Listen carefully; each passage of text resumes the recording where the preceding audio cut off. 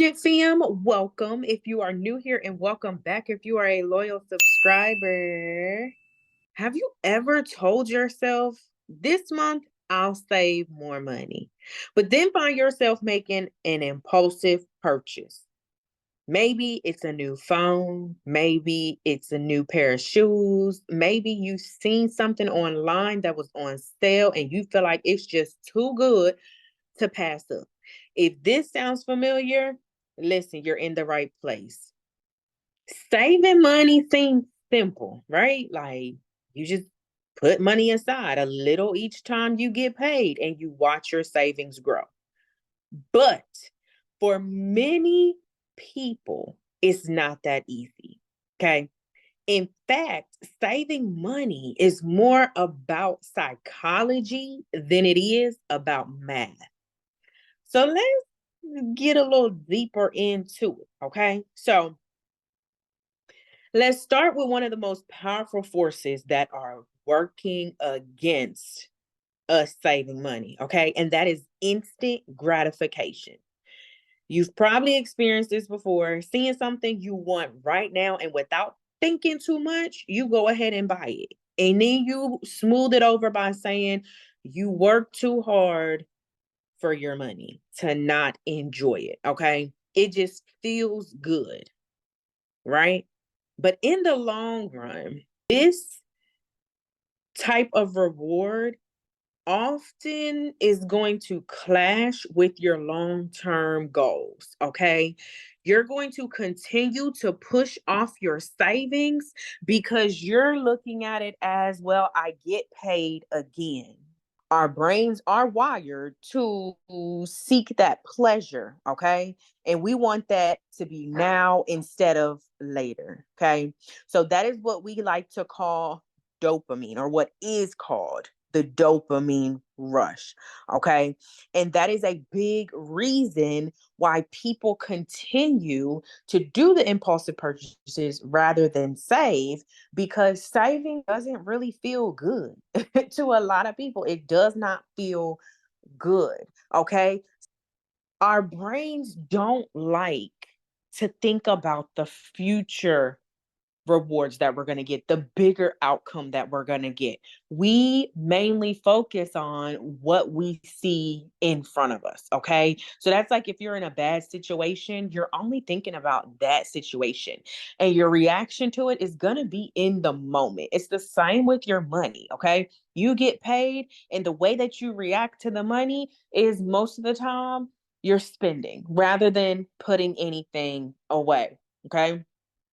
So saving money is hard to feel excited about because you don't really see what that savings is doing for you just sitting there, and you just watching it rather than you going and buying something that really would have you feeling good.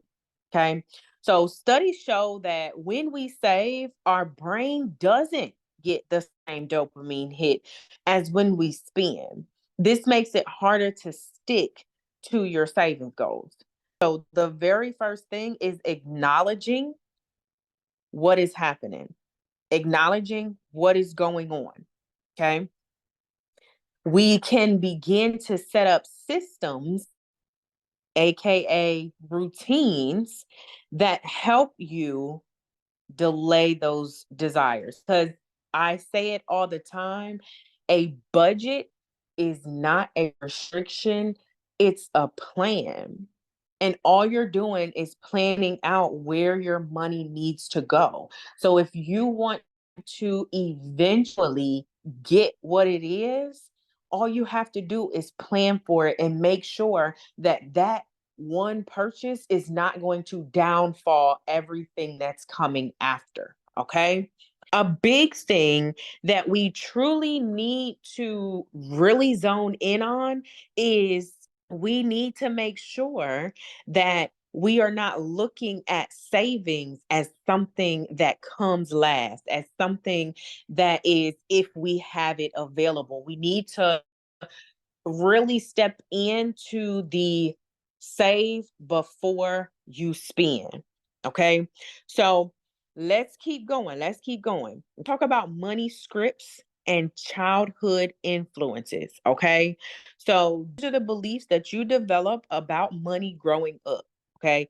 Often we don't even realize it. It's just the way that the influences have come upon us. And then we just, from doing it every day, seeing it every day, being it every day, we just adapt to that situation.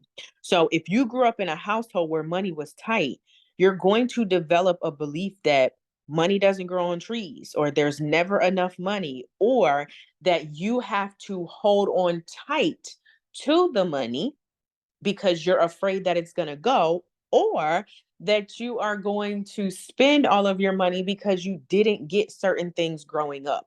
So, depending on how your brain is really working, is how you are going to reflect it into the money management.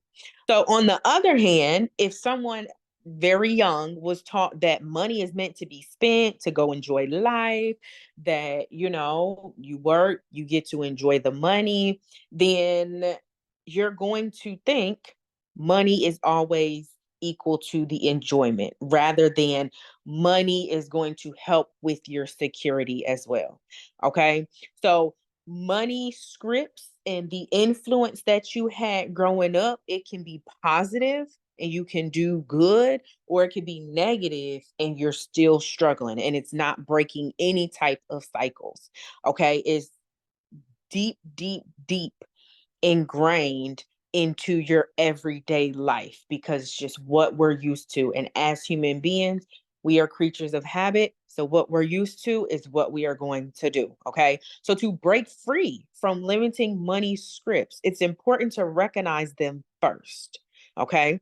Again, everything needs to be recognized first. And the way that you're going to do it here is, what did I learn about money growing up? How does money impact my decisions today? So, another huge factor is emotion. Saving money isn't just about math, it's deeply emotional. How we feel about money can dramatically impact whether or not we save. Okay. Money is energy. Whatever energy you're giving off is the energy of the money you're receiving. So, feelings of anxiety, shame, guilt can stop you from saving. If you associate money with stress, you're going to avoid it and not think about finances altogether. On the other hand, if you have that sense of money is security, you're going to be motivated to save because you are going to feel like you always need that safety net. So, one technique, right, that I would say to get rid of these emotional blocks is to make savings enjoyable. So, that's why I do savings challenges. That's why I make it fun, make it a game. That's why I don't just transfer my money over. And that's that, is because I had to make it enjoyable. Okay. So find something that's going to help you keep it enjoyable and make it something positive, rather than feeling like it's just another part of the everyday American cycle, right? Make it to where it is exciting for you to watch your savings grow and just seeing the joy of knowing that you've built a cushion, you've built something for your future, you've built something that you can pass down. Okay. So just reframing the way you feel about savings can make it definitely more rewarding and less of an emotionally charged activity. So saving money isn't just about willpower. It's about understanding why you're saving, understanding the benefits of saving, understanding what the savings can truly do for you. Okay. Recognizing the instant gratification that you're looking for, recognizing the emotional triggers that you have to money and money situations.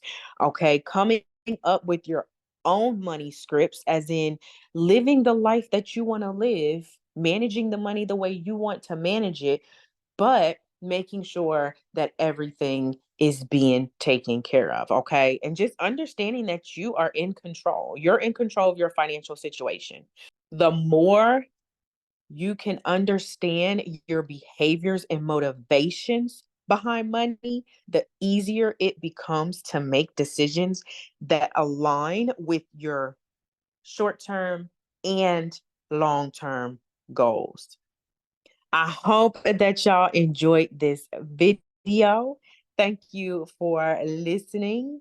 If you found this video helpful, don't forget to like, comment, and subscribe. And I will see y'all back for another day. As I always leave and say, y'all be budgeted, and I will see you in the next video. Make sure that you are healing the past so that you are able to budget the present so that you can free the future.